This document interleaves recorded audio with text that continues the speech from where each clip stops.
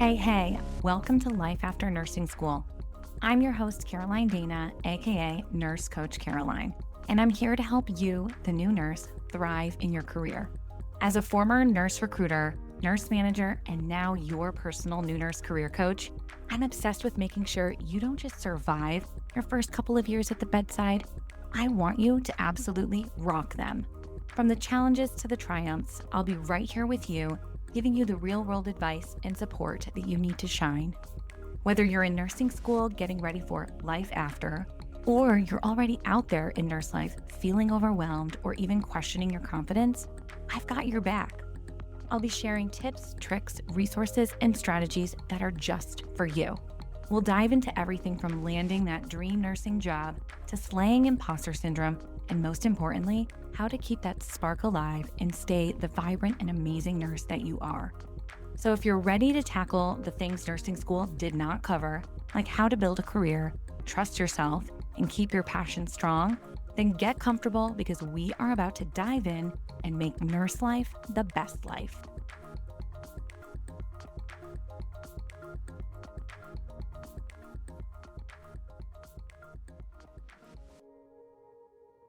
Welcome back to the Life After Nursing School podcast. I am your host, Caroline Danna, and if I don't know you or you don't know me, let me just catch you up to speed. I've been a nurse for over a decade, and I currently work as a clinical instructor and a new nurse career coach. Today, we're going to dive into something that's been on my mind for a long time, and that is why so many new nurses are walking away from the bedside. And sometimes they're walking away from nursing altogether. Let's start with a number that might shock you. According to the American Nurses Association, the turnover rate for new grad nurses in their first year is 33.7%.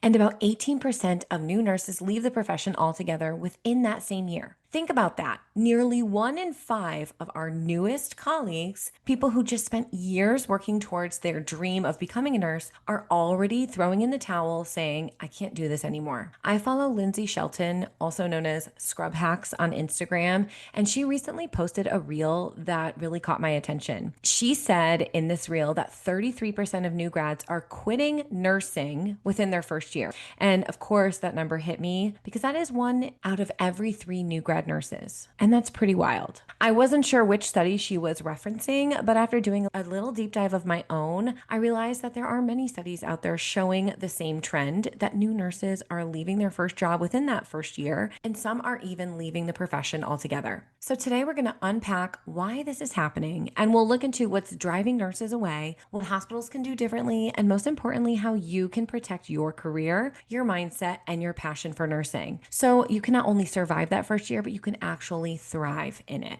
And before we dive in, if you love this show or it's helped you feel a little less alone in your nursing journey, please take a moment to rate and review the podcast. It helps other new nurses find these conversations and reminds me that these episodes are making a difference for someone out there. Okay, when we talk about nursing turnover, it's important to make one big distinction. There is a difference between leaving your first job and leaving the profession entirely. According to the American Nurses Association, as of May 2023, about 33.7% of new grads leave their first job within a year, and roughly 18% leave nursing altogether. The 2022 NSI National Healthcare Retention Report found similar results, with a 31.7% turnover rate among novice RNs. And the American Nurses Foundation and McKinsey study from 2023 showed that nearly 4 in 10 nurses plan to leave their current role within 6 months. Some of those nurses are just transferring to different units or facilities, but many are leaving the bedside and some are walking away from healthcare completely. So what is happening here? How did a profession that's supposed to be built on compassion, service, and human connection become one that drives so many people away so quickly? Let's be honest, nursing school doesn't always prepare you for the reality of the bedside. As many of you know, and I previously mentioned in the beginning of this episode, I am a clinical instructor. And at the start of every semester, I work alongside full-time faculty on campus in the lab. And I can't even count the number of times we teach a skill or some type of framework or some type of nursing practice, and then we follow it up with, in the real real world, it's different. It's different in the real world than it is in the classroom setting. Nursing school paints one picture, but real life practice is a completely different ballgame. And to make things harder, hospitals have become increasingly restrictive about what nursing students are allowed to do during clinicals because of liability issues. That means many students graduate having learned the concepts, but not having the hands-on experience. So when they start their first job, they're suddenly performing skills that they've never done before on real patients under real pressure. Now, there are two main categories of reasons behind the high turnover. There's systemic factors and there's emotional factors. Let's start with the systemic ones. And we know these, right? These are the unsafe staffing ratios. These are short and inconsistent orientation periods. Some other factors that are systemic are maybe preceptors that are already burnt out, trying to teach new nurses. And then there's obviously unrealistic productivity expectations and workload expectations. But then there's also emotional factors that lead to high turnover, and those are just as real and often even more impactful than the systemic factors. And those emotional factors are compassion fatigue, feeling undervalued or unsupported, constant short staffing, struggling to maintain any work-life balance. And in that previously mentioned McKinsey survey, the top reasons nurses said that they planned to leave wherever they were within the next 6 months is because they were not feeling valued by their organization and report insufficient staffing and also inadequate compensation. But underneath those answers lies something deeper, and that's disconnection. New nurses often tell me, I thought this would feel different. I'm not sure I actually like nursing. And they pictured something else. They pictured teamwork, mentorship, and meaningful patient relationships. Instead, many actually find anxiety, exhaustion, and isolation. And if you're listening to this right now and you're nodding along, I see you. You are not the problem, the system is. When I talk with nurses about job satisfaction, money always comes up, but it's rarely the main thing or the most important thing. What most nurses really want is manageable workloads and reasonable ratios. When I started as a new grad nurse over 13 years ago, I worked on a med-surg floor and usually cared for patients during my day shift, sometimes 5. It was busy, but doable. I could learn, grow, and still feel like I was providing good care. Then, about halfway through my first year, the hospital brought in a financial consulting team. They introduced staffing grids, and then suddenly everything changed. Our assignments increased to 5 or 6 patients every single shift during day shift.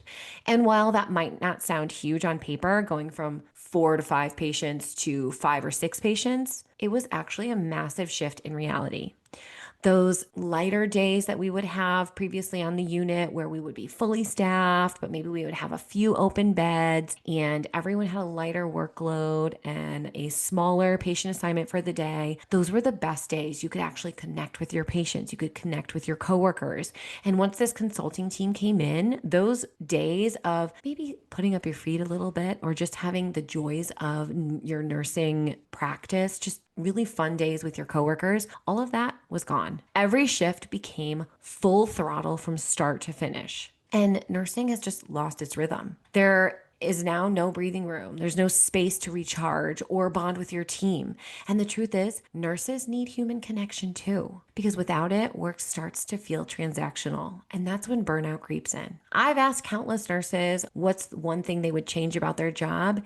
And you know what almost all of them say? It's not the pay. I mean, yes, that would be nice, but it's actually the ratios and the workload. Because when the workload becomes unsustainable, even the most passionate nurse eventually runs out of energy to give. Now, high turnover doesn't just affect the nurses who leave, it affects everyone. When a new grad quits, the ripple effect touches patient safety, staff morale, and hospital budgets. Studies show that it costs anywhere from $50,000 to $80,000 to replace a single bedside nurse. And when you lose that much skill, perspective, and fresh energy, it stretches the remaining staff even thinner. The workload increases, burnout rises, and the cycle just keeps repeating. I want to take a moment to talk about that burnout among the remaining staff because it's very real. Over the years, I've seen seasoned nurses lose trust in new hires. And when I was in management, I can't tell you how many times I heard comments like, they'll just leave after a year. They all do, referring to the new grads. And suddenly, and honestly, I started to understand where that sentiment came from. When you've spent years watching coworkers come and go, it's easy to grow resentful or detached. I've always believed that some of that frustration isn't really about the new nurses, it's about the system that keeps setting everyone up to fail. Experienced nurses are often the ones carrying the heaviest loads. They're not only managing their own patient assignments, but also precepting, educating, and onboarding new staff, and maybe they're also charge nurse, all while working short and often for no additional compensation. Adding the responsibility of teaching an already unrealistic workload can be exhausting, and that's why tension sometimes builds. So while it doesn't excuse unkindness, it helps explain where that hostility or sink or swim mentality from remaining seasoned staff comes from. But here's the hard truth. How can we expect new grads to want to stay and grow in an environment where they're being told things like, you'll leave anyways, or that's just how it is, or this is nursing, get used to it? If you've ever left a toxic job and heard someone say, well, it was only a matter of time, or everyone leaves, I want to acknowledge your courage. It takes incredible strength to walk away from something that's breaking you, even when it's the right thing to do. And it can be incredibly intimidating and scary to leave a role when you know you're going to receive backlash or comments like, it's okay, everyone leaves, or it was bound to happen. And I honestly can relate to that because I felt that so deeply when I left my management role. The unit I led had a long history of losing managers every few years, and I thought that I would be the one to break that cycle. But once I realized I was managing one of the largest and most demanding units in the hospital with fewer resources than most other departments, all while balancing life with 3 small children, I finally understood why so many leaders before me had burned out. Leaving that position was one of the hardest decisions that I've ever had to make professionally. I loved my staff, every single one of them, even the challenging personalities. When I told them I was resigning, they understood, but I still heard comments like, don't feel bad, everyone leaves this role, or honestly, I don't know how you've done it this long with little kids at home. And while those comments came from a place of empathy, they broke my heart a little because we should never have to choose between our careers and our personal lives. I won't lie, walking away was painful, and I knew there would be criticism, but I'm happier and healthier now because of it. And honestly, that's why these turnover statistics hit me so hard. They aren't just numbers, they're evidence that our working conditions are not sustainable. And while I don't like seeing these statistics rise, part of me also sees them as a wake-up call. Because sometimes change doesn't happen until the system starts to hurt. I truly believe hospitals need to feel the financial and operational pain of high turnover before they'll be motivated to make a meaningful change. So yes, I absolutely encourage nurses to leave toxic environments, even knowing that it can make things harder for those who stay. Because staying silent and staying miserable doesn't create progress. Sometimes the most powerful thing we can do for the profession is to honor our limits, protect our peace, and demand better by refusing to settle for less. I feel like I need to say that again. Sometimes the most powerful thing we can do for the profession is to honor our limits, protect our peace, and demand better by refusing to settle for less. Just feel like that is so powerful and a great way to understand that walking away from something is absolutely not failure, but maybe doing your part and hopefully bettering things for the future. Now, all of this leads me to an important question. What can actually be done to fix this? Because in reality, high turnover isn't just a new grad problem, right? It's a systems problem. If hospitals truly want to retain nurses, they need to start creating environments that allow us to succeed, not just survive. In order for retention rates to improve, hospitals need to take real, measurable action. They need to implement structured nurse residency programs that go beyond just teaching the skills or hospital policies. They need to also focus on emotional resilience. We also need trained preceptors and nurses that understand how to teach and coach, not just supervise a new hire. We need to ensure that safe staffing ratios and manageable workloads are the consistent reality, okay? Not just a once in a while thing. And they also need to be a priority. And we also need hospitals to offer accessible mental health resources and peer support. Now, I'll be honest with you, my faith in hospital organizations has definitely shifted over time. When I first graduated nursing school, I was all in on my first hospital place of employment. I joined every committee, I volunteered for every initiative, and I truly believed that if I worked hard and stayed loyal, that loyalty would be reciprocated. But over the years, things changed. Consultants came in, like I mentioned, and they trimmed the fat. And while they may have improved the budget, they unknowingly trimmed away the very parts of our job that made nursing joyful and sustainable. I started feeling less like a professional and more like a cog in a machine or a minion in scrubs. When I moved into management, that feeling only deepened. I saw how often leadership discussions focused on shielding staff from bad news or shaping messaging to avoid panic rather than addressing the root of the problems. And I remember thinking if we were truly doing right by our nurses, we wouldn't have to manage the message. That realization is one of the things that pushed me to pivot my own career and start focusing on supporting nurses outside of the hospital system. I wanted to help nurses find their voice, their confidence, and their path, whether that's at the bedside or beyond it or somewhere else or somewhere less traditional. Now, don't get me wrong, I still believe in the power of nursing and the potential for change. But I've also learned that until the system catches up, we have to take ownership of our own growth and boundaries. That's why I coach new grads to view their first year not as a lifetime commitment, but as a learning season. Here's what I tell every new nurse that I mentor. Your goal in that first year is simple. Make it to 1 year. That's it. 1 full year of experience is a game changer. After that, pivot if you need to, explore new roles, find what fits. But that first year, that's where you lay your foundation. I'll give you an example. One of my new Nurse Society members recently reached out. She's 6 months into her first hospital job. When she started, things seemed great. Her preceptors were motivated and supportive and present for her, and the team was friendly. But over time, the tone changed. Gossip started creeping in, the mean girl energy appeared, and suddenly the environment that once felt welcoming turned toxic. And let me tell you, she's one of a few new grads, and the majority of them feel this way. So this is not a her problem. This is a real problem. And this individual, she is kind, she's professional, she's a deeply ethical nurse. And she told me that she often feels like an elephant is sitting on her chest when she thinks about work. And that honestly, that kills me because that kind of stress is heavy and it's also valid. So we talked about options, right? So here's option 1 for her. She could quit now, but with only 6 months of hospital experience, that becomes tricky. Most job listings still require at least 1 full year of nursing experience, and leaving early can raise red flags with future employers. I fear this option would leave her unemployed for a long period of time, and then the only job traction that she would get would be in positions that are outside of the hospital setting, like potentially like nursing homes or rehab centers, etc. Now, if those settings appeal to anyone in this situation, then go for it, okay? But if you want more hospital experience, especially in the future, quitting with 6 months of experience will leave you looking like a failure on paper to future employers and may make it tricky to get your next hospital opportunity, okay? And I know that sounds harsh, but that is 1000% the harsh reality. And I know it, okay? I've been in management, I've been in recruiting. That's how it looks. And if you try to apply to any job that requires 1 year of experience, guess what? The applicant tracking system kicks your application right out. And oftentimes you can't even hit submit if you don't have the right experience. Now, option 2. Option 2 is stick with this working position, even though the environment is stressful and toxic.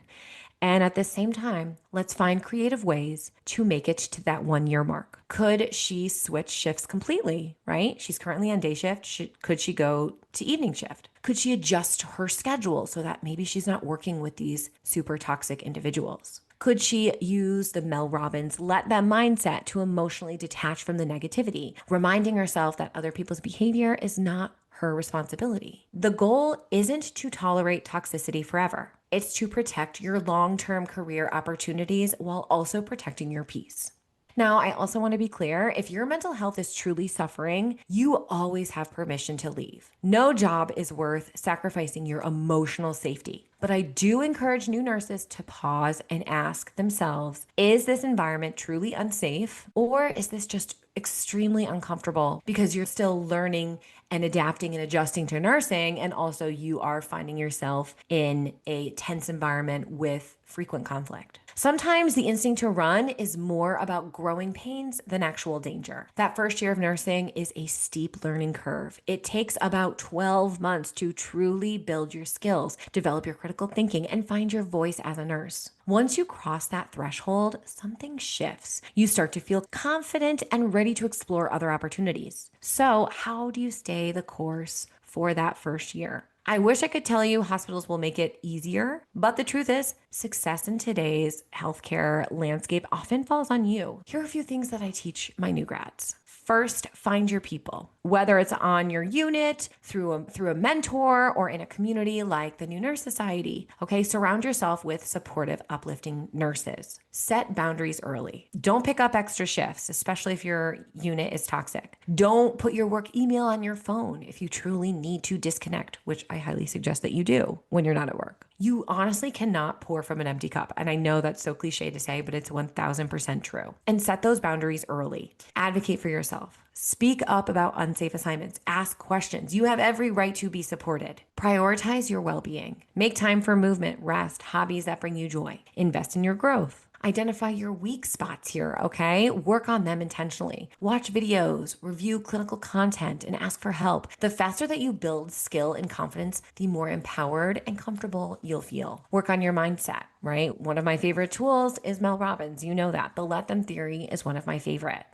And it's a reminder that other people's behavior doesn't have to dictate your mood or your energy. Let them gossip, let them complain. You stay focused on your growth. Again, here's the truth. Leaving the bedside doesn't make you a failure. It makes you human. But before you make that leap, make sure that you've explored every way to make nursing work for you. If you've been questioning whether you belong in nursing, hear me when I say this. You are not alone and you are not broken. We need you. Nursing needs you. And there are spaces, tools, and communities out there ready to support you through this season. My dream, my someday vision is that nurses continue to walk away from toxic workplaces with unrealistic expectations and that hospitals finally feel the financial and operational strain of losing good people. Because only then will real change happen. And while that change is unfolding, I want to see you thriving, maybe in a less traditional role or maybe in settings that you've never even imagined, but always in spaces where you feel valued, supported, and inspired. So if you're thinking about leaving your job, my recommendation is this: make it to 1 year if you can. After that,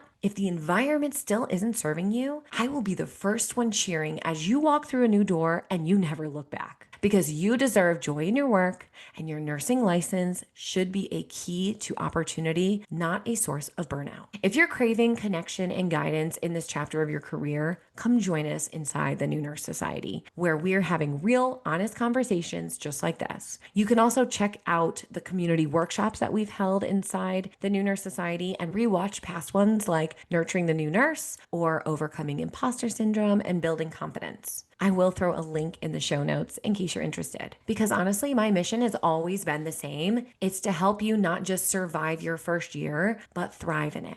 And if this episode spoke to you, please take a moment to rate and review the podcast. You know it helps me feel like I'm not alone on my podcast journey and helping new nurses, but also it helps other people in the same shoes as you find these conversations and feel support. You can always connect with me on Instagram or TikTok. I'd love to hear from you. My handle is @NurseCoachCaroline, and you can even join my email list for weekly updates and tips. And sometimes I throw pictures in of, my family or things that are going on. And honestly, I'm just trying to help you with mindset shifts and inspiration right in your inbox. I will put a link to join my email newsletter in the show notes as well. Okay, until next time, friend, remember, I have one hand for me and the other for you. Signing off. Well, that's it for today's episode of Life After Nursing School. I hope you feel more confident and ready to tackle the challenges that come with starting your nursing career. Remember, the first year or two might not be easy, but with the right mindset, you can overcome anything. If you found value in today's episode, I'd love for you to hit that subscribe button so you never miss a future episode. Also, please consider leaving a review on your favorite podcast platform.